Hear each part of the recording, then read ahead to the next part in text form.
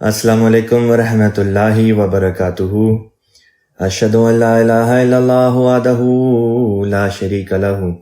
واشہد ان محمدا عبدہ ورسولہ، اما بعد فاعوذ باللہ من الشیطان الرجیم، بسم اللہ الرحمن الرحیم۔ اللہ تعالیٰ کے فضل سے کل جو کلاس تھی اس میں ہم نے آیت نمبر 22 یعنی ورس نمبر 22 تک جو ہے مضمون کو ہم نے کور کر لیا تھا۔ رکوع کی تلاوت چونکہ پہلے ہو چکی ہے لہٰذا اس کو دوبارہ اس کی تلاوت کی یہاں پہ ضرورت نہیں۔ میں نے کل بھی یہ بات بیان کی تھی کہ چونکہ اس آیت سے متعلقہ بعض ابھی مزید باتیں ہیں جن کو تھوڑا سا مزید کھول کر بیان کرنا ہے، تو لہٰذا اسی آیت سے شروع کرتے ہیں آج کا مضمون، اور پھر انشاءاللہ تعالی اگلی آیات کا جو ہے وہ ترجمہ وہ دیکھ لیں گے۔ تو آیت چل رہی تھی آیت نمبر 22 جس میں اللہ تعالیٰ بیان کرتا ہے کہ یقیناً وہ لوگ جو اللہ کی آیات کا انکار کرتے ہیں اور نبیوں کی ناحق سخت مخالفت کرتے ہیں، اور لوگوں میں سے ان کی بھی شدید مخالفت کرتے ہیں جو انصاف کا حکم دیتے ہیں، تو انہیں دردناک عذاب کی بشارت دے دے۔ یہاں پہ مخالفت کے لیے عربی زبان کا لفظ قتل استعمال ہوا، جس کا ایک ترجمہ قتل ہے یعنی کسی کو جان سے مار دینا، اور دوسرا اس کا مطلب کسی کی شدید مخالفت کرنا، اور اس قسم کی پابندیاں لگانا جو گویا ان کے قتل ہی کے مترادف ہو، یا اس طرح ہو کہ جیسے کسی کو مار دینے کے سامان کر دینا۔ بوائیکاٹ وغیرہ کرنا، کسی کا اگر کوئی بوائیکاٹ کیا جائے تو بوائیکاٹ کا مقصد یہ ہوتا ہے کہ اس کے نتیجے میں ان کی خورد و نوش کے جو سامان ہیں، کھانے پینے کے سامان ہیں، وہ ختم ہو جائیں گے، اور ان کا سلسلہ جو ہے وہ بالآخر ختم ہو جائے گا اور یہ مر جائیں گے۔ تو ان معنوں میں بوائیکاٹ کا جو مطلب ہے، انگریزی میں ہم بوائیکاٹ کہتے ہیں، وہ اسی مخالفت کی شکل ہے جس کا ذکر قتل کے لفظ سے یہاں پہ بیان کیا گیا کہ انبیاء کے مخالفین جو ہوتے ہیں وہ ان کا بوائیکاٹ کرتے ہیں۔ بعض دفعہ ان کو مارنے کی کوشش کرتے ہیں، بعض دفعہ بوائیکاٹ کرتے ہیں۔ خود رسول پاک صلی اللہ علیہ وسلم کی زندگی میں ہمیں یہ دونوں باتیں دکھائی دیتی ہیں۔ آپ کے اوپر جانی حملے بھی اگر باقی انبیاء کے مقابل پر دیکھا جائے تو سب سے زیادہ جو جانی حملے کسی نبی کی زندگی پر ہوئے وہ رسول پاک صلی اللہ علیہ وسلم ہی کی زندگی جو ہے وہ ہمیں دکھائی دیتی ہے۔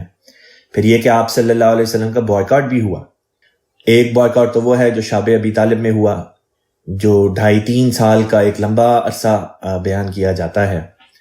اور اس میں آپ صلی اللہ علیہ وسلم، آپ کے گھر کے افراد، آپ کے جو قبیلے کے افراد تھے، ان سب کو ایک گھاٹی میں محصور کر دیا گیا۔ کھانے پینے تک کی اشیاء ان تک آنے نہیں تھی دی جاتی، اور روایات میں آتا ہے کہ بعض صحابہ نے ذکر کیا کہ رات کے اندھیرے میں بھوک کی ایسی شدت ہوتی تھی کہ زمین پہ جو کچھ پڑا ملتا ہم وہی کھا لیتے۔ ایک صحابی کہتے ہیں رات کا اندھیرا تھا، شدید بھوک لگی ہوئی تھی، سمجھ نہیں تھی آتی کہ کیا کھائیں، اتنے میں زمین پر کسی نرم چیز پر پاؤں پڑا، کہتے ہیں آج تک پتہ نہیں کہ وہ چیز کیا تھی، بس زمین پاؤں اس کے اوپر پڑا، نرم سی محسوس ہوئی تو اٹھا کے منہ میں ڈال لی۔ تو اس قسم کے حالات سے بھی انبیاء کرام کو گزرنا پڑتا ہے۔ حضرت مسیح موعود علیہ الصلوۃ والسلام کے اپنے جو عزیز و اقارب تھے انہوں نے آپ کا بائیکاٹ کیا۔ مثلا نظام الدین صاحب حضرت مسیح موعود علیہ السلام کے چچیرے بھائی تھے، چچا زاد بھائی، انہوں نے خود حضرت مسیح موعود علیہ السلام کی مخالفت اس درجہ کی کہ آپ کے گھر کے سامنے دیوار کھڑی کر دی، اس طرح پر مسجد جانا لوگوں کے لیے مشکل ہو گیا۔ پھر یہ بھی مشکل ہو گیا کہ وہ لوگوں کو ساتھ میں یہ بھی کہتا کہ حضرت مسیح موعود علیہ السلام کے گھر میں کوئی کھانے پینے کا سامان نہ آئے، پانی کے جو سکے ہوتے ہیں جن کی ڈیوٹی ہوتی ہے کہ وہ پانی لوگوں کے گھروں تک لے کے جاتے ہیں، ان کو منع کر دیا۔ کمہاروں کو کہا کہ حضرت صاحب کے گھر کے لیے برتن وغیرہ نہ بنائے جائیں۔ تو اس قسم کی جو رکاوٹیں انبیاء کی زندگیوں میں آتی ہیں وہ در حقیقت ان کی صداقت ہی کا ایک ثبوت ہوتا ہے، کیونکہ اللہ تعالیٰ ان کو اس میں سے سرخرو کر کے نکالتا ہے۔ لیکن اگر یہاں پہ قتل سے قتل ہی مراد لیا جائے تو پھر اس کے کیا مطلب بنتا ہے؟ حضرت مسیح موعود علیہ الصلوۃ والسلام نے ایک جگہ تحریر فرمایا ہے، مفہوم حضور کا ہے، الفاظ میرے ہیں۔ حضور بیان فرماتے ہیں کہ انبیاء بھی شہید ہو سکتے ہیں، لیکن ساتھ میں یہ بتا دیا کہ کون سے انبیاء شہید ہو سکتے ہیں۔ فرمایا وہ انبیاء شہید نہیں ہو سکتے جو کسی امت کے سر پہ آئیں یا اس کے آخر پہ آئیں. یعنی جو نبی شریعت لے کر آتا ہے وہ قتل نہیں ہو سکتا. جیسے موسیٰ علیہ السلام قتل نہیں ہو سکتے تھے، رسول پاک صلی اللہ علیہ وسلم قتل نہیں تھے ہو سکتے. اسی طرح فرمایا کہ جو امت کے آخر پر آتا ہے وہ بھی شہید نہیں ہو سکتے انبیاء. جیسے حضرت عیسیٰ علیہ السلام موسیٰ علیہ السلام کی امت کے آخر پر آئے، اور جیسے حضرت مسیح موعود علیہ السلام رسول پاک صلی اللہ علیہ وسلم کی امت کے آخر پر آئے. پھر سوال پیدا ہوتا ہے کہ کس قسم کے انبیاء جو شہید ہو سکتے ہیں. تو پہلی بات تو اسی تعین سے جو خود حضرت مسیح موعود علیہ السلام نے بیان فرمائی، یہ بات ثابت ہو گئی کہ امت کا جو شارع نبی ہوتا ہے، شریعت لانے والا، نہ وہ شہید ہو سکتا ہے، نہ اسی امت کا خاتم الخلفاء جو آخر کے قریب ہو وہ بھی نہیں شہید ہو سکتا. پھر سوال پیدا ہوتا ہے کہ کون سے انبیاء شہید ہو سکتے ہیں. تو وہ لازمی طور پہ ان کے درمیان میں آئیں گے. اگر آئیں گے تو ان کے درمیان میں آئیں گے اور ان کے شہید ہونے کا احتمال ہے. پھر سوال یہ ہے کہ اگر خدا کا سچا نبی بھی قتل ہو جائے تو اللہ تعالیٰ نے سورۃ الحاقہ میں تو یہ بیان فرمایا تھا کہ جو جھوٹا دعویٰ دار ہوتا ہے خدا تعالیٰ اس کو پکڑ کے، اس کو دائنے ہاتھ سے پکڑ کے اس کی شاخ کاٹ دیتا ہے. تو پھر جھوٹے اور سچے میں کیا امتیاز رہا؟ تو یہاں پہ یہ بات یاد رکھنے والی حضرت مسیح موعود علیہ السلام نے بیان کی کہ جو جھوٹا نبی ہوتا ہے، جو جھوٹا دعوے دار ہوتا ہے، اس کو 23 سال کا عرصہ نہیں دیا جاتا. 23 سال علماء امت اس بات کے اوپر شروع سے یہ کہتے آئے ہیں کہ کسی کی نبوت کی صداقت کی دلیل یہ ہوگی کہ اس کو دعوے کے بعد جو ہے وہ 23 سال کی زندگی مل جائے، کیونکہ 23 سال کا عرصہ رسول پاک صلی اللہ علیہ وسلم کی زندگی کا عرصہ ہے. بس اگر کسی کو دعویٰ کرنے کے بعد 23 سال کی زندگی مل جاتی ہے، کوئی بندہ یہ کہتا ہے کہ وہ خدا کی طرف سے، خدا سے ہم کلام ہوتا ہے، اور وہ اگر تو اس دعوے میں سچا ہے تو پھر وہ اس دعوے کے بعد کم از کم 23 سال ضرور زندگی پائے گا. ورنہ اگر وہ سچا ہو اور 23 سال سے کم میں وفات پا جائے، یا یہ کہ وہ جھوٹا ہو اور 23 سال سے زیادہ زندگی پا جائے، تو اس طرح پر رسول پاک صلی اللہ علیہ وسلم کی صداقت کے اوپر حرف آتا ہے. تو ایک معیار تو یہ بتا دیا کہ جو جھوٹے دعوے دار ہوتے ہیں نبوت کے یا الہام کے، ان کو 23 سال کی زندگی نہیں ملتی. پھر سچوں کے لیے ایک بات یہاں پہ بیان یہ کر دی حضرت مسیح موعود علیہ السلام نے کہ سچا نبی جو شہید ہو سکتا ہے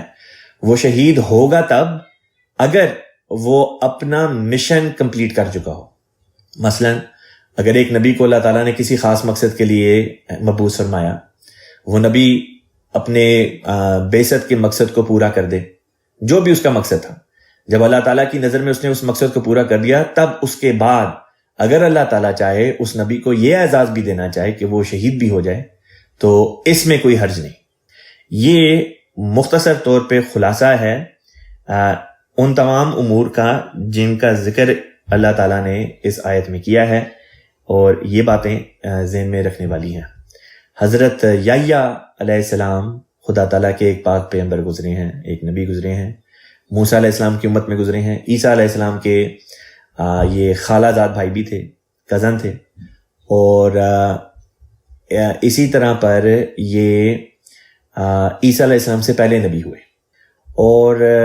ان کا جو بھی اللہ تعالیٰ نے مقصد بیان کیا تھا بعثت کا، جب انہوں نے اپنی بعثت کا مقصد پورا کر لیا تو حضرت مسیح موعود علیہ السلام نے ان کی مثال دی ہے کہ اللہ تعالیٰ نے اس پاک نبی کو مقام شہادت بھی عطا فرمایا. ہمیں بہرحال نام کے ساتھ صرف ایک ہی نبی کا علم ہے جن کی شہادت کا ذکر ملتا ہے،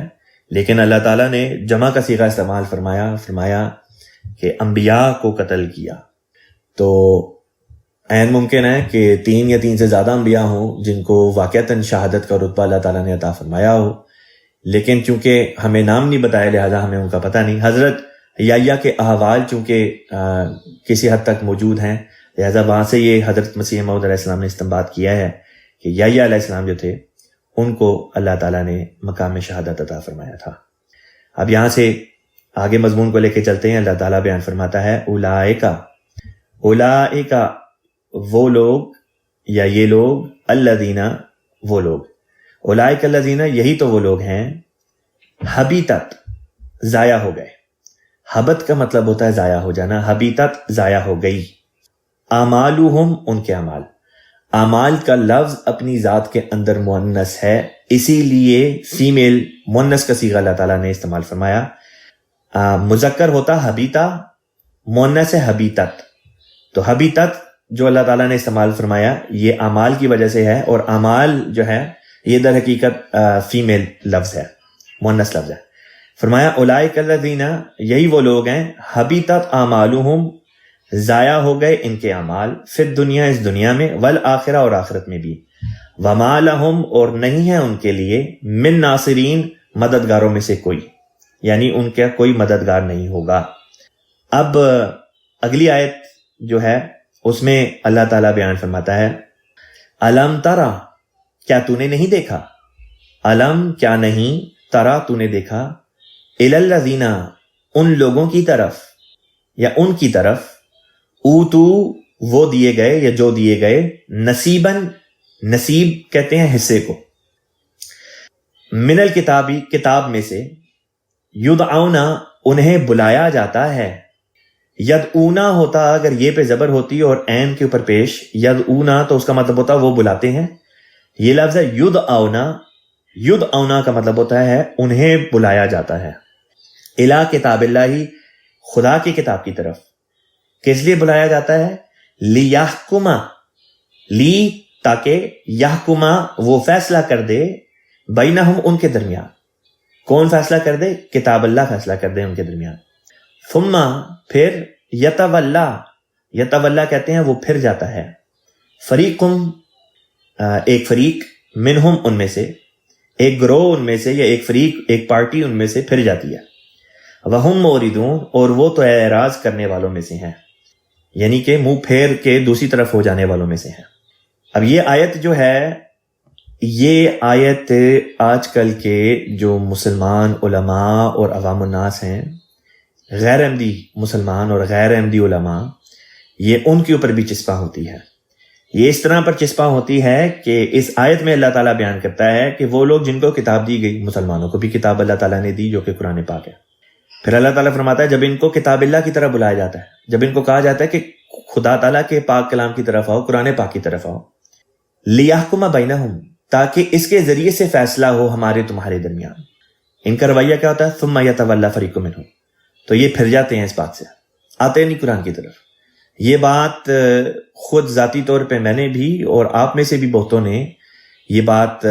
خود ایکسپیرینس کی ہوگی کہ جب بھی احمدی مسلمان کسی غیر احمدی مسلمان کو تبلیغ کرتا ہے، چاہے ختم نبوت کے موضوع پہ ہو یا وفات مسیح کے موضوع پہ ہو یا صداقت مسیح موعود علیہ السلام کے بارے میں ہو، جو بھی موضوع ہو، جب بھی قرآن پاک کی طرف ہم کہتے ہیں کہ آؤ قرآن سے فیصلہ کرا لیں، تو بھاگ کے حدیث کی طرف چلے جاتے ہیں اور قرآن کو چھوڑ دیتے ہیں۔ قرآن کو چھوڑ کر حدیث کی طرف بھاگنا ان کا ثابت کر دیتا ہے کہ قرآن ان کی طرف داری نہیں کرتا، قرآن ہماری طرف ہے۔ اور جب حدیث کی طرف جاتے ہیں اور وہاں سے بھی منہ کی کھاتے ہیں، تو پھر وہاں سے نکل کے کہتے ہیں اچھا چلو علماء کی طرف چلتے ہیں۔ کیا پتہ چلا؟ پتہ یہ چلا کہ حدیث بھی ان کی طرف داری نہیں کرتی۔ پھر جب علماء کی طرف جاتے ہیں تو دیکھتے ہیں کہ علماء میں بھی تفرقہ ہے۔ بعض علماء جو پیچھے گزرے ہیں وہ ہمارے مسلک کی بات کرتے ہیں، ہمارے موقف کے مطابق ان کی باتیں پائی جاتی ہیں، اور بعض علماء ایسے گزرے ہیں جو ان کے موقف کی باتیں کرتے ہیں۔ اس پہ وہ کہتے ہیں کہ وہ علماء جو احمدی مسلک کی تائید کرتے تھے، یعنی جنہوں نے وہ باتیں کی جو اب احمدی مسلم کہتے ہیں، ان کو وہ گمراہ ٹھہراتے ہیں، ان علماء کو، اور اپنے مسلک والے علماء کو یا وہ علماء جنہوں نے ان کی موقف کی تائید کر دی کہتے ہیں ہاں یہ صحیح ہے، یہ اجماع امت ہے۔ تو یہ وہ حقیقت ہے جس کا ذکر اللہ تعالیٰ نے اس آیت میں بھی کھول کے فرما دیا کہ جب قرآن کی طرف بلائے جاتے ہیں تو وہاں سے بھاگ جاتے ہیں۔ اس کے بعد ہم یہ دیکھتے ہیں کہ حدیث کی طرف لے کر آنے کی کوشش کرتے ہیں، لیکن وہاں سے بھی منہ کی کھاتے ہیں۔ پس قرآن حدیث تو در حقیقت جماعتیں احمدیہ کے حق میں کھڑے ہیں۔ ہماری صداقت کا سب سے بڑا نشان ہی خود قرآن پاک اور اس کے بعد رسول پاک صلی اللہ علیہ وسلم کی احادیث مبارکہ ہے۔ اور ان کے پاس جو ہمارے مخالفین ہیں گالیوں کے سوا اور کچھ ہے ہی نہیں۔ جب بھی دیتے ہیں کوئی نہ کوئی گالیاں دیتے ہیں۔ مثلا آج کل پاکستان میں اور دوسرے بعض جگہوں پہ جہاں بھی خاص طور پہ اردو بولنے والے مسلمان پائے جاتے ہیں۔ وہ سوشل میڈیا پہ اس قسم کی باتیں کرتے ہیں کہ ہم احمدی کو یا قادیانی کو بلا دلیل کافر سمجھتے ہیں۔ اب کوئی ان سے پوچھے یہ بلا دلیل کافر کی کیا اصطلاح ہے؟ اللہ تعالیٰ تو قرآن پاک میں فرماتا ہے ہاتو برہانکم ان کنتم صادقین، اگر تم سچے ہو دلیل لے کر آؤ، دلیل سے بات کرتے ہیں۔ یہ کوئی خاص قسم کے مسلمان ہیں جو قرآن کے حکم سے ہٹ کے بات کرتے ہیں۔ قرآن تو کہتا ہے سچے جھوٹے کی پرکھ دلیل کے ذریعے سے کرو، دیکھو اس کے پاس دلیل ہے کہ نہیں ہے۔ جب ہم قرآن کی یہ آیت پیش کرتے ہیں تو بھاگ جاتے ہیں۔ ہو بہو وہی نقشہ ہے جو اس آیت نے کھینچا ہے۔ بس جہاں یہ مضمون دوسرے اہل کتاب کے اوپر صادق آتا ہے، جب ہم انہی کی کتابوں میں سے رسول پاک صلی اللہ علیہ وسلم یا اسلام کی صداقت کی نشانی اور پیشن گوئیاں بتاتے ہیں تو وہ بھاگ جاتے ہیں۔ اسی طریق پر مسلمانوں کے سامنے، غیر احمدی مسلمانوں کے سامنے جب ہم قرآن کو پیش کرتے ہیں تو وہ قرآن سے بھاگ جاتے ہیں۔ بس یہ آیت جو ہے یہ دو دھاری تلوار کی طرح ہے، جو غیر مسلموں پر بھی چلتی ہے اور ان مسلمانوں پر بھی چلتی ہے جو احمدیت کی مخالفت میں قرآن سے سر منہ انحراف کر جاتے ہیں۔ اگلی آیت میں اللہ تعالیٰ بیان فرماتا ہے ذالکا کا مطلب ہوتا ہے یہ، مراد یہ ہے کہ یہ حالت، ایسے لوگوں کی جو حالت ہے کہ وہ قرآن سے منہ چرا کے بھاگتے ہیں یا خدا کی کتاب سے سر منہ انحراف کرتے ہیں۔ فرمایا بِأَنَّهُمْ، اس لیے ہے کیونکہ قالو، انہوں نے کہا، لن، ہرگز نہیں، تمسنا، ہمیں چھوئے گی، النار، آگ۔ اس قسم کے جو لوگ ہوتے ہیں ان کا اللہ تعالیٰ نے نقشہ یہ بیان کیا کہ ان کی حالت یہ اس وجہ سے ہے کیونکہ یہ سوچتے ہیں کہ ان کو جہنم کی آگ جو ہے وہ چھوئے گی ہی نہیں، الا ایاما معدودات، الا سوائے ایامن، چند دن، معدودات، گنتی کے، کہ گنتی کے چند دنوں کے سوا تو ہمیں آگ نے جو ہے وہ چھونے ہی نہیں ہے۔ یہ اس قسم کے بہانے لوگ تلاش کرتے ہیں۔ جب رسول پاک صلی اللہ علیہ وسلم یہود کو تبلیغ کرتے، نصارہ کو تبلیغ کرتے، تو ان لوگوں کی طرف سے اس قسم کی باتیں آتی کہ ہم نے نہیں آنا، ہم نے نہیں بات سننی، اس لیے کیونکہ اگر ہم جہنم میں گئے بھی تو اللہ تعالیٰ نے تو چند دنوں کے لیے ہمیں سزا میں ڈالنا ہے اور اس کے بعد پھر ہماری رہائی۔ لن تمسنا النار الا ایاما معدودات، گنتی کے چند دن ہوں گے جس کے لیے سزا دی جائے گی اور اس کے بعد پھر رہائی مل جائے گی۔ تو گنتی کے چند دن ہم برداشت کر لیں گے، لیکن دنیا میں نبی کی اطاعت ہم برداشت نہیں کر سکتے۔ تو اب اگر ہم دیکھا جائے آج کے دور میں یہ آیت کس طرح سے اپلائی ہوتی ہے، غیر مسلموں کے اوپر تو ہوتی ہی ہے، لیکن وہ مسلمان علماء جو عوام الناس کو بھڑکاتے ہیں ان کے دل کی بھی تو یہی کیفیت ہے، وہ بھی تو اسی قسم کی باتیں کیا کرتے ہیں کہ ان کو چونکہ آگ چھوئے گی نہیں کیونکہ وہ فلاں پیر کی جو ہے انہوں نے بیعت کی ہوئی ہے، یا یہ کہ وہ فلاں بزرگ سے منسلک ہیں یا فلاں سلسلے سے منسلک ہیں، لہٰذا ان کو تو تکلیف نہیں دی جائے گی۔ یہاں پہ ایک وہ واقعہ ذہن میں آتا ہے جو میں نے غالباً پہلے بھی سنایا ہے کہ حضرت خلیفۃ المسیح الاول رضی اللہ تعالیٰ عنہ کی ایک ہمشیرہ تھیں، ایک بہن تھیں، انہوں نے ایک، اور یہ غالباً بات احمدیت سے پہلے کی ہے، انہوں نے کسی پیر کی بیعت کی ہوئی تھی اور وہ پیر انہیں یہ کہتا تھا کہ نمازیں بھی معاف، یہ بھی معاف، وہ بھی معاف۔ تو ایک دن انہوں نے اپنے بھائی حضرت مولانا نور الدین صاحب رضی اللہ تعالیٰ عنہ، خلیفۃ المسیح اول رضی اللہ تعالیٰ عنہ سے اس بات کا ذکر کیا۔ تو حضور نے فرمایا یہ تو گمراہی کا راستہ ہے، یہ کس طرح ہو سکتا ہے کہ نماز معاف ہو جائے جو پیغمبر پاک صلی اللہ علیہ وسلم کو معاف نہیں ہوئی، وہ انسانوں کو کس طرح معاف ہو سکتی ہے؟ تو جب ان کی بہن واپس اس پیر کے پاس گئیں اور ان کو یہ بات بتائی تو اس پیر نے آگے سے کہا کہ دیکھیں میں سید ہوں، میں رسول پاک صلی اللہ علیہ وسلم کی اولاد میں سے ہوں، قیامت کے روز جب فرشتہ آپ کے پاس آئے تو آپ نے یہ کہہ دینا ہے کہ میں تو فلاں سید کی میں نے بیعت کی ہوئی ہے، تو مجھے تو کچھ نہیں پتا، آپ ان سے جا کے پوچھ لیں۔ اور جب خدا کا فرشتہ میرے پاس آئے گا تو میں اس کو پکڑ کے یہ کہوں گا کہ تم مجھ سے حساب لینے آئے ہو، کیا میرے نانا پڑنانا نے، یعنی کہ رسول پاک صلی اللہ علیہ وسلم، پھر یہ کہ حضرت علی رضی اللہ تعالیٰ عنہ اور حسنین رضی اللہ تعالیٰ عنہما، یعنی حضرت حسن اور حضرت حسین، انہوں نے کیا کم قربانیاں دی ہیں جو اب تم آ کے مجھ سے سوال کرو گے؟ بھاگ جاؤ یہاں سے۔ کہتے ہیں اس کے بعد تم بھی جنت میں، میں بھی جنت میں۔ تو اس قسم کے جو خیالات لوگ رکھتے ہیں وہ در حقیقت اسی آیت کے تحت آتے ہیں کہ وہ ان کی یہ حالت یہ ہوتی ہے کہ وہ کتاب اللہ اور خدا کی باتوں سے دور اس لیے بھاگتے ہیں کیونکہ ان کے ذہن میں یہ ہوتا ہے کہ ان کو اللہ تعالیٰ کی جہنم کی آگ پکڑے گی نہیں، یا اگر پکڑے گی بھی تو معمولی طور پہ پکڑے گی اور وہ سرسری طور پر بس ان کو تکلیف دے گی اور وہ وہاں سے بچ کے نکل جائیں گے۔ اللہ تعالیٰ فرماتا ہے وَغَرَّهُمْ، اور ان کو دھوکے میں ڈال دیا، فی دینہم، ان کے دینی معاملات میں، ما کانو یفترون، ما جو کانو یفترون، وہ جھوٹ بولا کرتے تھے، جو وہ افترا کرتے تھے ان باتوں نے ان کو ان کے دین کے معاملات میں دھوکے میں ڈال دیا۔ یہ اللہ تعالیٰ نے یہاں پہ وجہ بھی سمجھا دی۔ پھر اگلی آیت شروع ہوتی ہے، اللہ تعالیٰ فرماتا ہے فَكَيْفَ، پس کیسا، اذا جمعناہم، اذا جب جمعنا، ہم نے جمع کیا ہم ان کو، حالانکہ بات مستقبل کی ہو رہی ہے کہ ایک چیز جو مستقبل میں جا کے ہونی ہے، فیوچر میں جا کے ہونی ہے، لیکن صیغہ اللہ تعالیٰ نے ماضی کا استعمال فرمایا، جمعناہم، ہم نے جمع کیا انہیں۔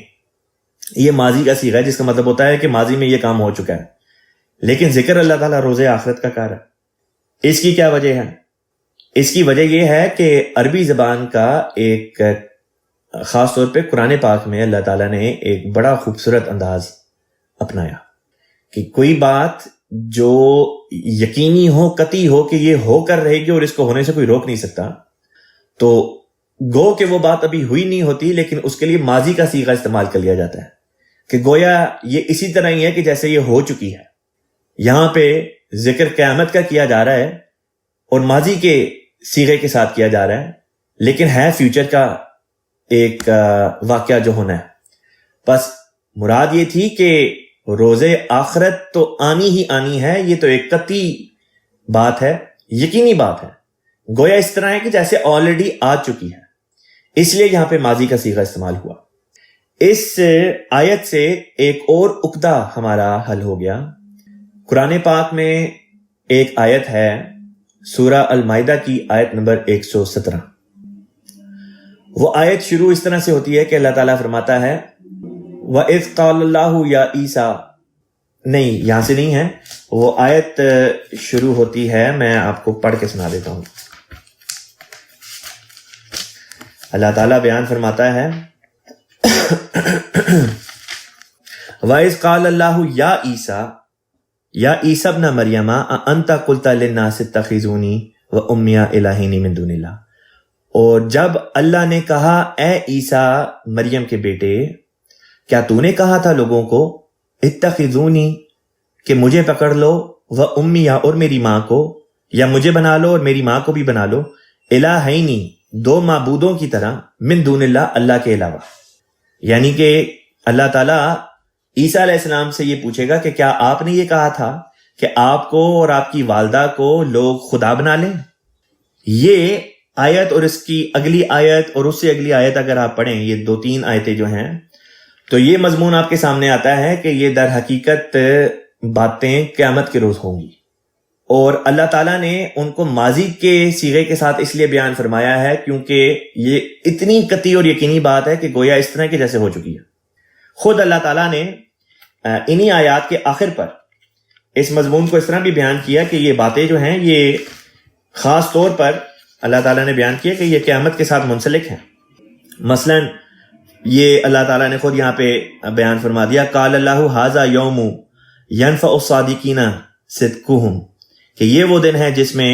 سچوں کو ان کی سچائی فائدہ دے گی، لہم جنات تجری من تحتہا الانہار خالدین فیہا ابدا۔ یہ آیت جو 120 ہے سورہ مائدہ کی، یہی بتا دیتی ہے کہ یہ سارا جو کلام ہو رہا ہے یہ قیامت کے روز ہو رہا ہے۔ اب یہ بات میں نے کیوں بیان کی، اس کی وجہ آپ کو بتاتا ہوں۔ حضرت مسیح موعود علیہ الصلوۃ والسلام نے سورہ مائدہ کی ان آیات کو، ان آخری آیات کو پیش کر کے یہ ثابت کیا کہ عیسیٰ علیہ السلام کی وفات ہو چکی ہے۔ یہ وہی آیات ہے جہاں پہ ذکر آتا ہے فَلَمَّا تَوَفَّيْتَنِي كُنْتَ أَنْتَ رَقِيبَ عَلَيْهِمْ، کہ اے اللہ تعالیٰ میں جب تک اپنی قوم میں رہا تب تک میں ان کا نگران تھا، پس جب تو نے مجھے وفات دے دی تو پھر تو ان پر نگران تھا، مجھے نہیں پتا کہ میری قوم کے پھر ساتھ کیا ہوا، کہ کس طرح سے انہوں نے شرک وغیرہ شروع کر دیا وغیرہ ذالک۔ حضرت مسیح موعود علیہ الصلوۃ والسلام نے اس سے یہ دلیل باندھی، آپ نے یہ دلیل پیش کی کہ دیکھو اگر تم یہ مانتے ہو کہ عیسیٰ علیہ السلام دنیا سے جسم کے ساتھ اٹھائے گئے تھے 2000 سال پہلے، اور یہ کہ قیامت سے کچھ عرصہ پہلے وہ دوبارہ اس دنیا میں آئیں گے، آ کے اپنی قوم کو دیکھ لیں گے کہ وہ بگڑ چکی ہے، مشرک ہو چکی ہے. صرف دیکھیں گے نہیں بلکہ ان کے ساتھ جنگ بھی کریں گے, ان کو ماریں گے بھی, ان کی صلیبیں بھی توڑیں گے, ان کے ساتھ جنگیں بھی کریں گے. اتنا سب کچھ ہو جائے گا. اس کے بعد جب وفات پا کے اللہ تعالیٰ کے پاس اگر جائیں گے, پہلی بات تو یہ کہ اگر توفی سے مراد وفات نہیں تو پھر عیسیٰ علیہ السلام کی وفات کا قرآن پاک میں اور کسی جگہ پہ ذکر ہی نہیں آتا, کیونکہ عیسیٰ علیہ السلام کی وفات کا ذکر اللہ تعالیٰ نے اسی لفظ سے کر دیا. پس اگر اس لفظ کا ترجمہ توفی کا وفات نہیں کرتے تو پھر عیسیٰ علیہ السلام کی وفات کو یہ کسی اور جگہ سے ثابت کر ہی نہیں سکتے قرآن سے, اور یہ خود اپنی ذات کے اندر ایک شرک ہے. پس حضرت مسیح موعود علیہ السلام نے جب دلیل پیش کی تو یہ پیش کی کہ تم یہ کہتے ہو کہ عیسیٰ علیہ السلام 2000 سال سے اوپر بیٹھے ہیں, جب آئیں گے اپنی قوم کو بگڑا ہوا دیکھ لیں گے, اور پھر وفات پا کے حضور اللہ تعالیٰ کے حضور جائیں گے جب, تو اللہ تعالیٰ جب ان سے یہ سوال کرے گا کہ اے عیسیٰ مریم کے بیٹے, کیا تو نے یہ کہا تھا اپنی قوم کو کہ وہ تجھے اور تیری ماں کو خدا کے طور پہ بنا لیں؟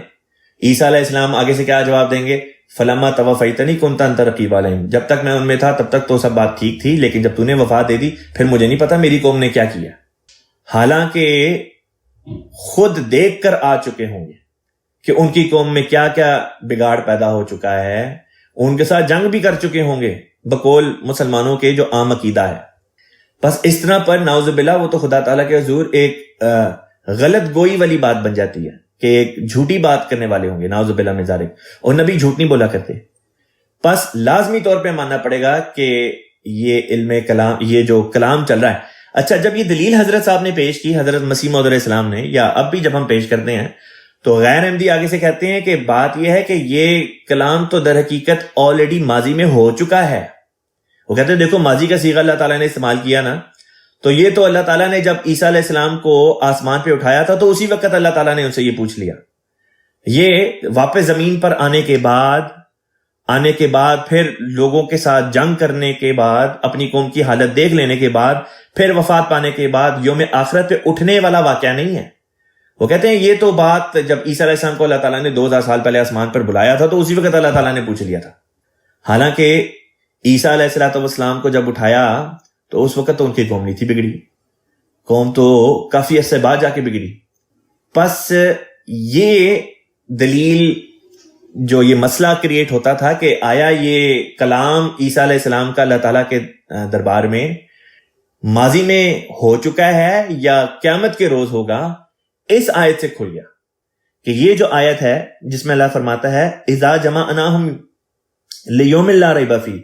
یہاں پہ بھی ماضی کا صیغہ استعمال کر کے فرمایا کہ قیامت کا آنا اتنا قطعی ہے کہ گویا یہ سمجھو کہ جیسے یہ کل کی بات ہے, یعنی کہ آلریڈی آ چکی ہے, اس نے آنا ہی آنا ہے. اس سے سمجھ آ گئی کہ وہ والا کلام بھی, وہ والی بات بھی, وہ آیات بھی جو عیسیٰ علیہ السلام کے بارے میں اللہ تعالیٰ نے سورہ مائدہ کے آخر میں نازل کی, وہ در حقیقت گفتگو بھی عیسیٰ علیہ السلام اور اللہ کے درمیان روز آخرت ہی میں ہوگی, اور اتنی قطعی اور یقینی بات ہے کہ گویا سمجھو کہ یہ ہو چکی. آگے چلتے ہیں. اللہ تعالیٰ فرماتا ہے فکیفا, پس کیسا ہوگا, اذا جمعناہم, جب ہم جمع کریں گے انہیں, لیومن, ایک ایسے دن کے لیے, لا ریب فیہ, جس میں کسی قسم کا کوئی شک نہیں. یہاں پہ یوم سے کوئی یہ نہ سمجھے کہ یوم سے مراد دن ہے تو دن جو ہے وہ 24 گھنٹے کا ہوتا ہے, یا یہ کہ سورج کے طلوع ہونے سے اگلے دن دوبارہ سورج کے طلوع ہونے تک, بیچ میں سورج کا طلوع ہونا, غروب ہونا اور ان کے درمیان کا سارا ٹائم ملا لیں, یہ مراد نہیں ہے. اس لیے کیونکہ عربی زبان میں دن سے مراد صرف یہ 24 گھنٹے کا دن نہیں بلکہ ایک وقفے کا نام بھی ہے,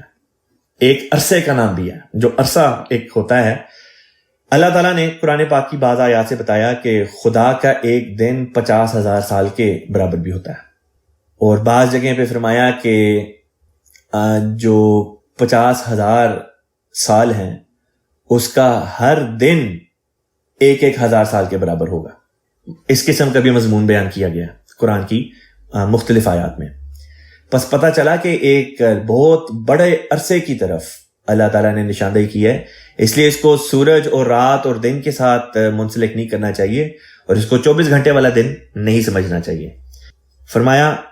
کیا ہوگا اس دن جس میں کوئی شک نہیں, ووفیت, اور پورا دے دیا جائے گا, یعنی واپس کیا جائے گا, بدلہ دیا جائے گا, کل نفس, ہر نفس کو, ہر جان کو, ما کسبت, ما جو کسبت اس نے کمایا,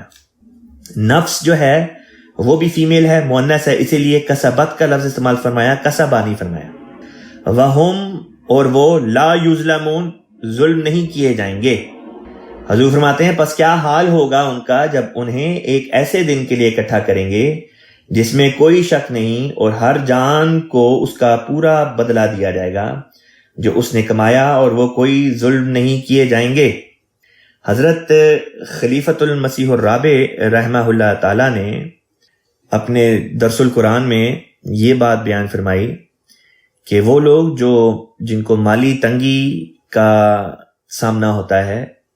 ان کے لیے رسول پاک صلی اللہ علیہ وسلم نے دعا کا ایک طریق سکھایا۔ وہ جو چاہتے ہیں کہ ان کے رزق میں، ان کی دولت میں، ان کے مال و متاع میں اللہ تعالیٰ برکت پیدا کرے، ان کو اللہ تعالیٰ نے یہاں رسول پاک صلی اللہ علیہ وسلم فرماتے ہیں ان کے لیے ایک دعا ہے۔ دعا کا طریق یہ ہے کہ پہلے تو سورہ فاتحہ کی تلاوت کریں، اس کے بعد آل عمران کی 19ویں آیت جو پیچھے گزر چکی ہے، شہید اللہ انہ لا الہ الا ہوا والملائکۃ واولو العلم قائما بالقسط لا الہ الا هو العزیز الحکیم، اس کو پڑھیں۔ اس کے بعد یہ آیت جو ہے فکیف اذا جمعناہم، یہ والی آیت ہے 26، اس سے اگلی ہے 27 اور اس سے اگلی ہے 28۔ ان 3 آیات کو پڑھیں، یعنی پہلے سورہ فاتحہ، پھر سورہ آل عمران کی آیت نمبر 19، پھر 26، 27 اور 28۔ اس طرح پر فاتحہ کے علاوہ یہ کل 4 آیات ہیں، ان کو پڑھے اور جنتر منتر کی طرح نہیں بلکہ دعا کے رنگ میں اللہ تعالیٰ کے حضور یہ پڑھے تو اللہ تعالیٰ ایسے اشخاص کے رزق میں برکت عطا فرماتا ہے۔ حضرت خلیفۃ مسیح رابع رحمہ اللہ تعالیٰ فرماتے ہیں کہ حضور نے خود کئی دفعہ اس بات کا تجربہ کیا ہے کہ وہ لوگ جن کی مالی حالت نسبتاً کافی سخت ہو، مشکل ہو، ان کو خلیفۃ مسیح رابع رحمہ اللہ تعالیٰ نے رسول پاک صلی اللہ علیہ وسلم کا یہ نسخہ بتایا۔ حضور فرماتے ہیں ان کے کیسز میں، یعنی کہ ان کے احوال میں، ان کے حالات میں اللہ تعالیٰ نے پھر برکت بھی عطا کی، غیر معمولی طور پر اللہ تعالیٰ نے ان کے رزق میں کشادگی اور تنگی کو دور فرمایا۔ آیت ہے اب آیت نمبر 27۔ قل کا مطلب ہوتا ہے کہہ دے، قل اللہم، تو کہہ دے اے میرے اللہ، اللہم کا مطلب ہوتا ہے اے میرے اللہ، مالک الملکی، ملک کا مالک، سلطنت کے مالک، اے میرے اللہ جو سلطنت کا مالک ہے، تو عطا کرتا ہے، تو تل ملکا، تو سلطنت عطا کرتا ہے، من تشاؤ، جسے تو چاہتا ہے۔ حضور نے ترجمہ کیا فرمان روائی۔ حضور فرماتے ہیں کہ فرمان روائی کر لو، ملک کر لو، بادشاہت کر لو، سلطنت کر لو، جو ترجمہ کر لو یہاں پہ ٹھیک ہے۔ تو تل ملکا، تو فرمان روائی عطا کرتا ہے، من تشاؤ، جسے تو چاہتا ہے، و تنزع، اور تو لے لیتا ہے، تنزع الملکا، اور تو فرمان روائی چھین لیتا ہے، واپس لے لیتا ہے، ممن تشاء، جس سے تو چاہے۔ ممن جو ہے یہ اصل میں من اور من ہے، جس کو جوڑ کے پڑھا گیا تو یہ ممن بن گیا۔ وَتُعِزُّ، اور تو عزت دیتا ہے، عزت بخشتا ہے، من تشاء، جسے تو چاہے۔ وَتُذِلُّ، اور تو ذلیل کر دیتا ہے، من تشاء، جسے تو چاہے۔ بِیَدِکَ، تیرے ہاتھ میں ہے، بی میں، ید ہاتھ کا، تیرے ہاتھ میں ہے، ہاتھ میں کیا ہے؟ الخیر، تیرے ہاتھ میں بھلائی ہے، خیر تیرے ہی ہاتھ میں ہے۔ انکا، یقیناً تو، علی کل شیء قدیر، ہر چیز پر کامل قدرت، دائمی قدرت رکھنے والا ہے، جسے تو چاہے۔ تولج اللیل، تولج یہ ولجا سے نکلا ہے اور اس کا مطلب ہوتا ہے داخل کر دینا۔ تولجو، تو داخل کر دیتا ہے، تولج اللیل فی النہاری، لیل کہتے ہیں رات کو، نہار کہتے ہیں دن کو، تو رات کو دن میں داخل کرتا ہے، وتولج النہار فی اللیل، اور تو داخل کرتا ہے دن کو رات میں، وتخرج الحی، اور تو نکال لیتا ہے، خارج کر دیتا ہے، یعنی کہ باہر نکال لیتا ہے، تخرج الحی، زندوں کو، تو زندہ کو نکال لیتا ہے، من المیت، مردہ میں سے، وتخرج المیت، اور تو مردے کو نکال لیتا ہے، من الحی، زندے میں سے، یعنی کہ زندہ کو مردہ سے باہر نکال لیتا ہے اور مردہ کو زندہ سے باہر نکال لیتا ہے۔ وَتَرْزُقُ مَن تَشَاءُ، اور تو رزق عطا کرتا ہے، من تشاء، جسے چاہے تو، بغیر حساب، بغیر کسی حساب کے، یعنی لا انتہا رزق تو فراہم کر سکتا ہے اے ہمارے مالک۔ بہت ہی خوبصورت دعا ہے۔ یہاں پہ یہ جو فرمایا تولج اللیل فی النہار و تولج النہار فی اللیل، حضرت خلیفۃ المسیح الاول رضی اللہ تعالیٰ عنہ نے اس کا یہ ترجمہ کیا، فرماتے ہیں کہ یہاں پہ لیل سے مراد تاریکی ہے، یعنی غموں کی تاریکی، اور نہار سے مراد راحت کا دن، سکون کا دن۔ تو ترجمہ خلیفۃ المسیح اول نے اس کا اس طرح سے کیا، تفسیر یوں کی کہ تو جسے چاہے تو رات کی تاریکی سے، یعنی غموں کی تاریکی سے تو راحت و سکون کی طرف لے آتا ہے، اور جسے چاہے راحت و سکون سے نکال کے غموں کی تاریکی میں ڈال دیتا ہے۔ یہ اس قسم کے حالات ہیں جو انسانوں کی زندگی میں آتے ہی رہتے ہیں۔ جو کل اداس تھا وہ آج خوش ہے، اور جو آج خوش ہے وہ کل اداس ہوتا ہے۔ اس طرح پر یہ دور جو ہے زندگی کے حالات چکر کھاتے رہتے ہیں۔ بس حضرت خلیفہ اول رضی اللہ تعالیٰ نے اس کے یہ معنی کیے۔ اسی طرح پر تخرج الحی من المیت و تخرج المیت من الحی کے معنی آپ نے یہ کیے کہ حی سے مراد آپ نے وہ وجود لیا جو نیک ہو، یعنی کہ جو روحانی طور پہ زندہ ہو۔ جو روحانی طور پہ زندہ ہوتا ہے اس کو نیک کہتے ہیں۔ تو حضرت خلیفہ اول نے معنی یہ کیے کہ تو نیکوں سے بد کو نکال لیتا ہے اور بدوں سے نیک کو نکال لیتا ہے۔ وَتَرْزُقُ مَن تَشَاءُ بِغَیرِ حساب، اور تو جسے چاہے بے حساب رزق عطا کرتا ہے۔ اگلی آیت ہے، اگلی آیت میں اللہ تعالیٰ فرماتا ہے لا يَتَّخِذِ الْمُؤْمِنُونَ الْكَافِرِينَ، لا يَتَّخِذ نہ پکڑے نہ بنائیں، المؤمنون ایماندار، مومن جو ہیں وہ نہ بنائیں، الکافرین کافروں کو، اولیاء کہتے ہیں ولی یا دوست، کہ مومن جو ہیں وہ کافروں کو دوست نہ بنائیں، من دون المومنین مومنوں کو چھوڑ کر، یعنی کہ یہ فرمایا ہے کہ تم مومنوں کو چھوڑ کر ان کے علاوہ ان سے کنارہ کشی کر کے کافروں کو دوست نہ بناؤ۔ حضرت خلیفۃ المسیح رابع رحمہ اللہ تعالیٰ نے یہاں پہ بیان فرمایا کہ بعض لوگ ہوتے ہیں وہ مومنوں کو چھوڑ کر غیروں کو دوست بناتے ہیں۔ کبھی کہتے ہیں کہ ہماری تو ایم این اے سے دوستی ہے، کسی تھانے دار سے دوستی ہے، فلاں سے دوستی ہے، تو مومنوں کو وہ چھوڑ کے پھر اپنی دوستی یاری جو ہے وہ غیر مومنین سے کرتے ہیں۔ حضور فرماتے ہیں ایسے لوگوں کی دوستیاں یاری جو ہوتی ہے اس کے پیچھے غرض کیا ہوتی ہے؟ ان آیات کا جو پیچھے چل رہی تھیں ان کا اگر مطالعہ کیا جائے تو یہی بات سامنے آتی ہے کہ مال و دولت کی خاطر، کہ ان سے اگر ہم دوستی بنا کے رکھیں گے جو غیر ہیں تو ہماری جو ہے مال و دولت وہ بڑھ جائے گی، یا یہ کہ عزت جو ہے وہ ہماری بڑھے گی۔ جس طرح پیچھے عزت کی بھی بات چل رہی تھی کہ اللہ تعالیٰ ہے جو در حقیقت عزت عطا کرتا ہے۔ جس طرح یہ تھا نا کہ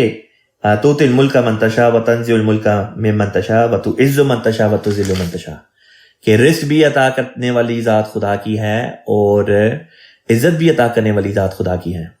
بس وہ لوگ جو مومنوں کو چھوڑ کر کفار کے ساتھ دوستیاں یاریاں ڈالتے ہیں ان کی غرض بھی یہی ہوتی ہے کہ وہ یہ سوچتے ہیں کہ ہم اگر فلاں ایم این اے سے یا فلاں بندے سے جو مومن نہیں ہو اس سے اگر دوستیاں یاریاں ڈالیں گے تو ہماری عزت بھی ہوگی اور ہمارے رزق بھی بڑھیں گے۔ حضور فرماتے ہیں اس آیت نے یہ بھی سمجھا دیا کہ اگر کوئی اس قسم کا انسان ہو، چاہے احمدی ہی کیوں نہ ہو، اگر کوئی اس قسم کا انسان ہے جو اس قسم کی حرکت کرتا ہے اور پھر یہ دعا بھی پڑھے جو رسول پاک صلی اللہ علیہ وسلم نے سکھائی رزق میں فراوانی کے لیے، برکت کے لیے، تو فرمایا ایسے شخص کی دعا قبول نہیں ہوتی۔ دعا قبول اسی کی ہوگی جو ان باتوں کے اوپر عمل بھی کرتا ہے۔ لا يتخذ المؤمنون الکافرین اولیاء۔ حضرت خلیفۃ المسیح رابع رحمہ اللہ تعالیٰ نے یہ بات بھی بیان کی کہ یہاں پہ اللہ تعالیٰ نے مومنوں کو چھوڑ کر دوست بنانے کا ذکر کیا کہ ان پہ ترجیح دیتے ہوئے دوسروں کو تم نہ بناؤ۔ اس سے یہ مراد نہیں لی جا سکتی کہ جو غیر مسلم ہیں یا غیر مومن ہیں ان سے دوستی جائز نہیں، دوستی بے شک ہو، لیکن یہ بات جائز نہیں کہ آپ مومنوں کو چھوڑ کر پھر ان لوگوں سے دوستی یاری جو ہے وہ بڑھائیں۔ اس کا نتیجہ حضور فرماتے ہیں کہ ایسے لوگوں کا نتیجہ یہی ہوتا ہے کہ وہ ایک لمبے عرصے کے لیے دینی طور پہ بہت نقصان اٹھاتے ہیں، روحانی طور پہ بہت نقصان اٹھاتے ہیں۔ ہم جس ملک میں رہتے ہیں، مغربی ممالک میں خاص طور پہ مغربی ممالک میں، اور اب تو بلکہ مشرق میں بھی یہ بات عام ہو گئی ہے کہ وہ لوگ جو معاشرے کے دباؤ میں آ کے یا بعض مالی منفعت وغیرہ کی وجہ سے اپنوں کو چھوڑ کے غیروں میں دوستیاں یاریاں ڈالتے ہیں، ان کے ہاتھ سے ان کا مذہب نکل جاتا ہے۔ کئی ایسے گھرانے ہیں جن کے بچوں نے باہر دوستیاں یاریاں ڈالی ہوتی ہیں اور جماعت میں اٹھنا بیٹھنا ان کا نہیں ہوتا، اور جماعت کے ساتھ ان کا کسی قسم کا کوئی تعلق نہیں ہوتا، اور بالآخر اس کا نتیجہ، اس کا خمیازہ بھی وہ بھگتتے ہیں۔ اس لیے کیونکہ کئی پھر ایسے گھرانے ہوتے ہیں جن کی نسلاً بعد نسلاً اسلام احمدیت سے اس طرح نکل جاتے ہیں جس طرح ایک تیر اپنی کمان سے نکل جائے، اور پھر وہ والدین جنہوں نے اپنے بچوں کو اس قسم کا راستہ دکھایا ہوتا ہے یا ان کو جماعت کی طرف نہیں لے کر آتے، وہ پھر بعد میں آتے ہیں نظام جماعت کے پاس اور آ کے کہتے ہیں ہمارے بچے بگڑ گئے ہیں، ان کے لیے کچھ کریں، حالانکہ اس وقت تک بہت دیر ہو چکی ہوتی ہے۔ جو وقت تھا اصلاح کا اس وقت کچھ کیا نہیں، اور جب بات ہاتھ سے بہت آگے نکل چکی ہو اس وقت کہنا کہ جماعت کا صدر کچھ کر دے یا جماعت کا مربی کچھ کر دے، تو اس بارے میں تو اردو کی وہی مثال ذہن میں آتی ہے کہ اب پچھتانا کیا جب چڑیاں چگ گئیں کھیت۔ تو اللہ تعالیٰ نے جو ہمیں تعلیم دی ہے اس کو پورے دل کے ساتھ، صدق کے دل کے ساتھ قبول کرنا چاہیے، اس پر عمل کرنا چاہیے۔ اللہ تعالیٰ نے جب ہمیں یہ تعلیم دی کہ دیکھو تمہاری حقیقی دوستیاں مومنوں کے ساتھ ہوں، اب یہاں پہ لفظ مومن استعمال فرمایا، مسلم نہیں فرمایا۔ یہ بھی ایک بہت گہرا مضمون ہے جو اللہ تعالیٰ نے الفاظ کے چناؤ سے ہمیں سمجھا دیا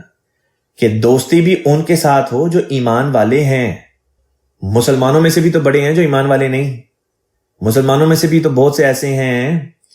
جو اسلام کا بے شک دعویٰ کرتے ہیں لیکن ایمان ان کے اندر نہیں ہوتا۔ رسول پاک صلی اللہ علیہ وسلم کے پاس ایک دفعہ بعض دیہاتی لوگ آئے، بدو آئے، اور آ کے انہوں نے کہا کہ ہم ایمان لے آئے ہیں۔ اللہ تعالیٰ نے قرآن پاک میں نازل ایک آیت کی اور فرمایا کہ اے محمد صلی اللہ علیہ وسلم آپ ان کو فرمائیں کہ یہ تو کہیں کہ یہ اسلام لے آئے ہیں، لیکن یہ نہ کہیں کہ ایمان لے آئے ہیں، کیونکہ ایمان تو ان کے دلوں میں ابھی گھسا بھی نہیں، ایمان تو ان کے دلوں میں داخل تک نہیں ہوا۔ پس مسلم ہونا ایک بات ہے، مومن ہونا ایک بات ہے۔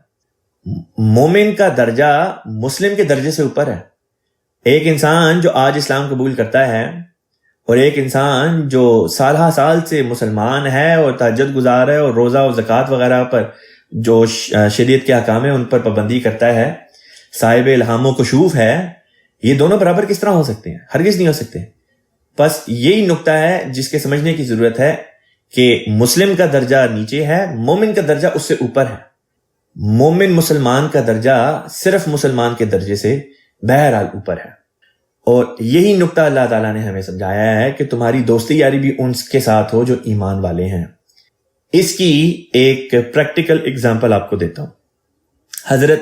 خلیفۃ المسیح اول رضی اللہ تعالیٰ عنہ کے ایک استاد تھے، یہ بات بھی احمدیت سے پہلے کی ہے۔ آپ کے وہ استاد جو تھے وہ آپ کو کہا کرتے تھے کہ نور الدین ملتے رہا کرو، اور فرمایا کہ کبھی دیکھا ہے کہ جب قصاب جو کسائی ہوتا ہے اس کی چھریاں جب ماند پڑ جائیں، یعنی کہ ان کی جو تیز دھاری ہے وہ کم ہو جائے، تو وہ کیا کرتا ہے؟ فرمایا کہ وہ ایک چھری کو دوسری چھری پہ مارتا ہے بار بار، نتیجہ کیا ہوتا ہے؟ دونوں چھریاں تیز ہو جاتی ہیں۔ فرمایا مومن کی مثال بھی اسی طرح ہی ہے، جب دو مومن آپس میں بیٹھتے ہیں تو ایمان کی باتیں کرتے ہیں، اس کے نتیجے میں دونوں کا ایمان تازہ ہو جاتا ہے، دونوں کا ایمان جو ہے اس کے اوپر سے زنگ اتر جاتا ہے۔ بس یہ عملی تفسیر ہے اس آیت کی کہ انسان اپنی دوستیاں یاریاں مومنوں کے ساتھ ڈالے، اپنا اٹھنا بیٹھنا مومنوں کے ساتھ کرے، تو ایمان کے طور پہ، روحانی طور پہ، دینی طور پہ اس کو بہت فائدہ ہوگا۔ ہاں، اس آیت سے کوئی یہ جواز نہیں نکال سکتا کہ غیروں سے دوستی جائز نہیں۔ انسان غیروں سے دوستی کر سکتا ہے اس شرط پہ کہ انسان ان کے زیر اثر نہ آئے، نمبر ایک۔ نمبر دو یہ کہ انسان مومنوں کو چھوڑ کر دوسروں سے دوستیاں یاریاں نہ ڈالے۔ کئی لوگ ہیں جو شریف النفس ہوتے ہیں لیکن مسلمان نہیں ہوتے، مومن نہیں ہوتے۔ کیا ان لوگوں کے ساتھ اسلام یہ تعلیم دیتا ہے کہ آپ اٹھنا بیٹھنا نہ کریں، ان کے ساتھ پیار سے، محبت سے، شرافت کے ساتھ پیش نہ آئیں؟ ہرگز یہ تعلیم نہیں دیتا۔ قرآن تو یہی تعلیم دیتا ہے کہ سب کے ساتھ پیار سے، محبت سے، نرمی سے، اخلاص کے ساتھ پیش آئے انسان، اور جہاں پہ بھی ممانعت ہے دوستی نہ کرنے کی، وہاں پہ اس کا کانٹیکس اللہ تعالیٰ نے بیان کر دیا. یہاں پہ کانٹیکس کیا تھا؟ یہاں پہ کانٹیکس یہ بیان کیا، یہاں پہ سیاق و سباق اللہ تعالیٰ نے یہ بیان کر دیا کہ مومنوں کو چھوڑ کر، اگر کوئی مومنوں کو چھوڑ کر پھر غیروں سے دوستیاں یاری ڈالتا ہے تو وہ اس آیت کے تحت آ جائے گا. فرمایا وَمَن يَفْعَلْ، اور جو ایسا کرتا ہے، ذَلِكَ ایسا، وَمَن يَفْعَلْ، اور جو کرتا ہے، ذَلِكَ ایسا، فَلَيْسَ مِنَ اللَّهِ، تو نہیں ہے اللہ کی طرف سے، فی شیئن، کسی بات میں، یعنی کہ پھر اس کی کوئی وقت خدا تعالیٰ کی نظر میں نہیں، الا، سوائے اس کے، ان تتقوا، کہ تم تقوی اختیار کرو، منہم، ان سے، یا احتیاط اختیار کرو ان سے، تقاہ، تقاہ کہتے ہیں پوری طرح احتیاط کو برتنا. بس بامحاورہ ترجمہ خلیفۃ مسیح رابع رحمہ اللہ تعالیٰ نے یوں فرمایا، مومن مومنوں کو چھوڑ کر کافروں کو دوست نہ پکڑیں، اور جو کوئی ایسا کرے گا تو وہ اللہ سے بالکل کوئی تعلق نہیں رکھتا، سوائے اس کے کہ تم ان سے پوری طرح محتاط رہو. یہاں پہ یہ بھی بتا دوں کہ کوئی یہ نہ جواز نکال لے کہ اگر میری جماعت میں یا میری اگر کسی مومن سے دوستی ہے تو اس کے بعد میں ایسے لوگوں سے بھی دوستیاں یاری ڈال سکتا ہوں جو جماعت کے مخالف ہیں، جو مسیح موعود علیہ السلام کو نعوذ باللہ جھوٹا کہتے ہیں، یا نعوذ باللہ آپ کو گالیاں دیتے ہیں، یا خلفاء کے بارے میں بد زبانی کرتے ہیں. ایسے لوگوں سے دوستی یاری جائز نہیں. جو شخص ایسے لوگوں سے جو خدا کے انبیاء کو گالیاں دیں، خدا کے خلفاء کو گالیاں دیں، ان کے ساتھ بیٹھنا، ان کے ساتھ ان کی محافل میں بیٹھنا، ان کی محفلوں میں بیٹھنا، در حقیقت انسان کو اپنا ہی ایمان گوا دے گا. ایسا انسان جو ایسی مجلسوں میں بیٹھتا ہے بالآخر اس کا اپنا ایمان چلا جاتا ہے. دیکھیں حضرت مسیح موعود علیہ الصلوۃ والسلام نے ایک دفعہ ایک جلسہ ہو رہا تھا جس میں جماعت کے بعد صحابہ بھی گئے، اور وہاں پہ آریوں نے رسول پاک صلی اللہ علیہ وسلم کی ذات بابرکات کے بارے میں بہت ہی نازیبا الفاظ استعمال کیے، بڑے گندے اعتراضات کیے، گالیاں وغیرہ جو ہیں وہ بکیں. بعض صحابہ جو تھے وہ وہاں پہ بیٹھے رہے اس غرض سے کہ اگر ہم بیٹھیں گے نہیں تو پتہ کیسے چلے گا کہ یہ لوگ کیا کہہ رہے ہیں، پھر ہم نے ان کے اعتراضات کا جواب بھی دینا ہے. حضرت مسیح موعود علیہ السلام تک یہ بات پہنچی. جب حضرت مسیح موعود علیہ السلام تک یہ بات پہنچی تو آپ بہت ناراض ہوئے. آپ نے فرمایا کہ آپ لوگوں کی غیرت نے گوارا کس طرح کر لیا کہ جب رسول پاک صلی اللہ علیہ وسلم کی ذات بابرکات کے بارے میں وہ مغلظات بک رہے تھے تو آپ وہاں پہ بیٹھے رہے. آپ لوگوں کو اٹھ کے فوراً آ جانا چاہیے تھا. بس اس واقعے سے بھی ہمیں کیا سبق ملتا ہے؟ یہی کہ ایسی مجالس میں بیٹھنے سے بھی انسان کے اپنے ایمان کے اوپر برا اثر پڑتا ہے. لہٰذا جب اس قسم کے لوگوں کی مجلس میں بیٹھنے سے برا اثر پڑے گا تو ان جیسے لوگوں کی اگر انسان دوستی اختیار کر لے تو اسے تو بدرجہ اولا زیادہ جو ہے وہ انسان کے ایمان پر برا اثر پڑے گا. اللہ فرماتا ہے وَيُحَذِّرُكُمُ اللَّهُ، اور یحذرکم، وہ خبردار کرتا ہے. حذرا یحذر لفظ ہے جس کا مطلب ہوتا ہے وہ باخبر کرتا ہے، وہ خبردار کرتا ہے، متنبع کرتا ہے. کم، تمہیں، اللہ، اللہ تعالیٰ، نفسہ، اپنے نفس کے بارے میں، یعنی اللہ تمہیں تمہارے نفس کے بارے میں خبردار کرتا ہے. اللہ تمہیں اپنے آپ سے خبردار کرتا ہے، یعنی کہ تم خدا تعالیٰ سے جو ہے اللہ تعالیٰ یہ فرماتا ہے کہ تم اپنے نفسوں کے بارے میں خبردار ہو جاؤ، یعنی کہ اپنے نفسوں کے اوپر گہری نگاہ رکھو. ایسا نہ ہو کہ کسی چور دروازے سے شیطان داخل ہو جائے، تمہارا ایمان اچک کر لے جائے.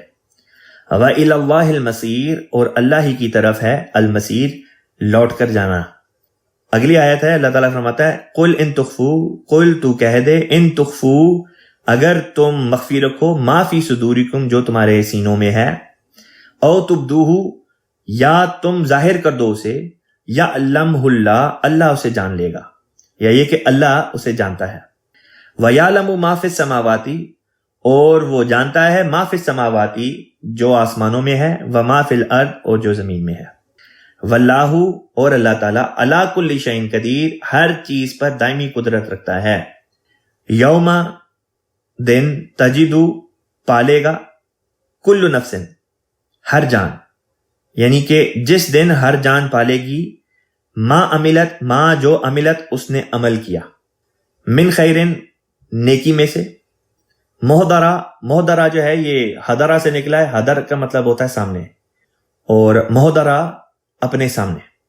اللہ تعالیٰ فرماتا ہے جس دن ہر جان جو نیکی بھی اس نے کی ہوگی اسے اپنے سامنے حاضر پائے گی۔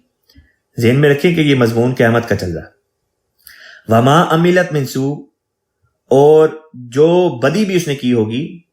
سو کہتے ہیں بدی کو، اور جو بدی اس نے کی ہوگی، ما عملت جو اس نے کی، من سوء بدی میں سے، وہ بھی اپنے سامنے وہ حاضر پا لے گی۔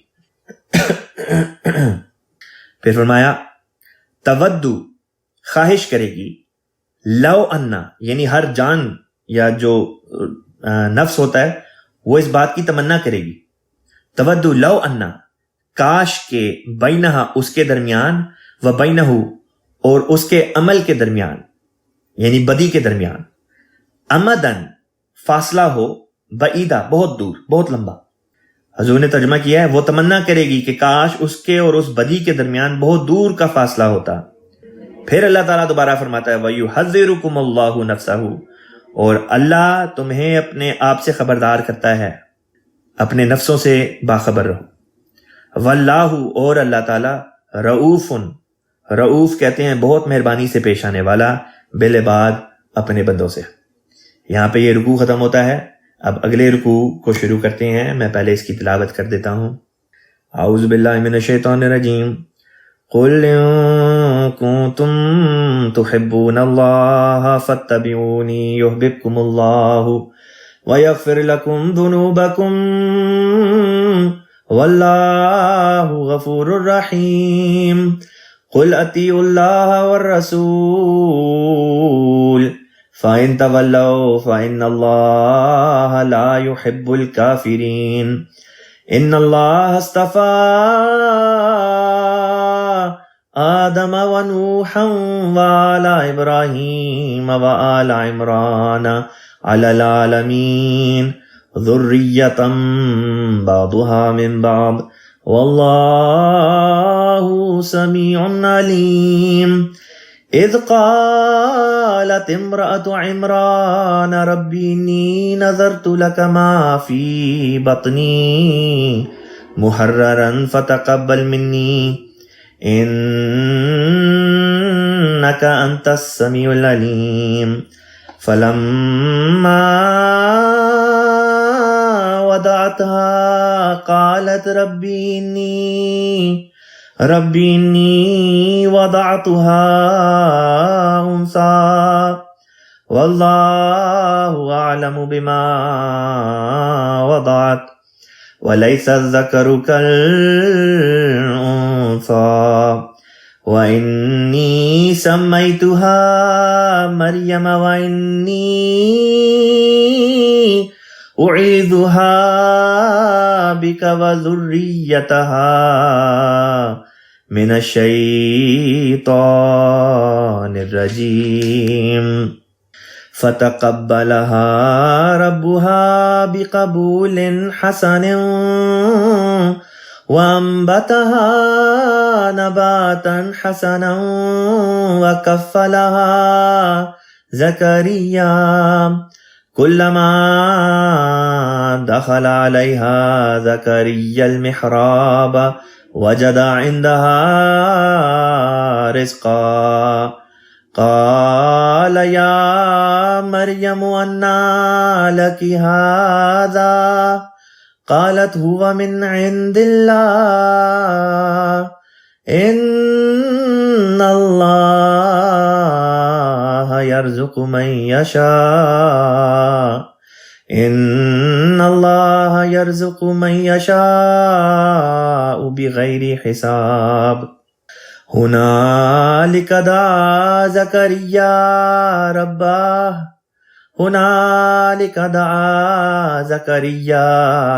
ربه قال رب هب لي من لدنك ذرية طيبة إنك سميع الدعاء۔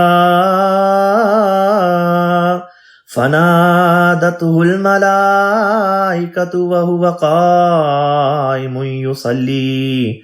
في المحراب أن الله يبشرك بيحيى مصدقا بکلمۃ من اللہ وسیدا وحصورا ونبیا من الصالحین قال رب